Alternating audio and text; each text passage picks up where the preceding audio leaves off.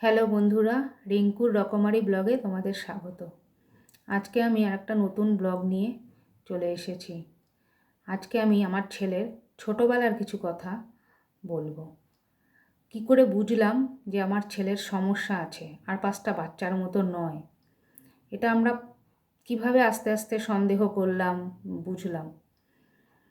এবারে সেটা হলো ছেলের যখন 1.5 বছর বয়স, তখন একটা দুটো ওয়ার্ড বলে, বাবা, দাদা, টাটা, কিন্তু মা বলে না। মা বলে ডাকতে বলে বলে না, কিন্তু বাবা, দাদা, টাটা এগুলো বলতে পারছে।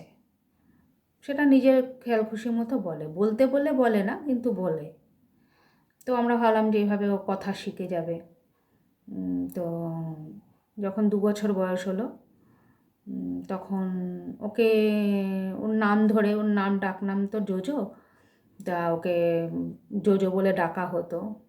জোজো যখনই ডাকা হতো, ও কিন্তু তাকাতো না, মুখের দিকে তাকাতো না। ওকে যখনই যে ডাকতো না কেন, ও তার দিকে তাকাতো না। তো ওর কাকা প্রথম বিষয়টা ধরে এবং বলে যে জোজো কিন্তু ডাকলে সাড়া দেয় না, তাকায় না। তো ডাক্তারকে একবার গিয়ে বলো। তো যাই হোক, আমরা আবার চাইল্ড স্পেশালিস্টের কাছে যখন চেক আপের জন্য গেলাম, তখন এরকম বললাম যে ও তো কথা সেরকম বলছে না, ডাকলেও সাড়া দেয় না। তো ডাক্তারবাবু ব্যাপারটাকে হালকাভাবেই নিলেন, নিয়ে বললেন যে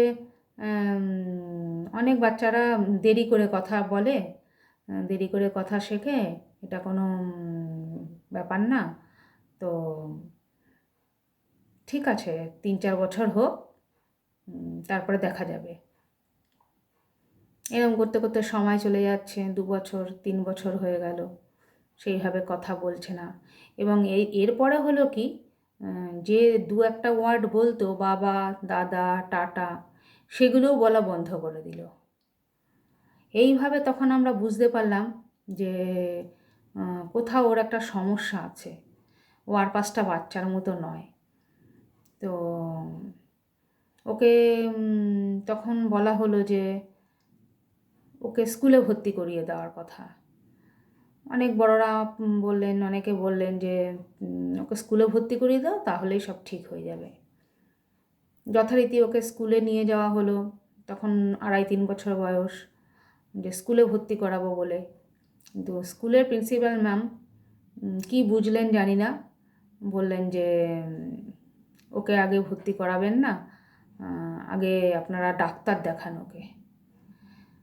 তো শুনে একটু আশ্চর্যই হলাম এবং অসন্তুষ্টও হলাম যে বাচ্চাকে ভর্তি করাতে নিয়ে গেছি, ভর্তি নিল না, উল্টে বলছে ডাক্তার দেখাতে। ঠিক আছে, চলে আসলাম, সামনেখানে আর কিছু বললাম না। তারপরে ওর ডাক্তারবাবু, চাইল্ড স্পেশালিস্টকে বিষয়টা বললাম। তো তখন উনি বললেন যে ঠিক আছে, একজন সাইকিয়াট্রিস্টকে দেখান। এইভাবে আমার ছেলের প্রবলেমগুলো আসতে শুরু করলো। ঠিক আছে বন্ধুরা, এরপরে আমি আরও কিছু নিয়ে বলবো।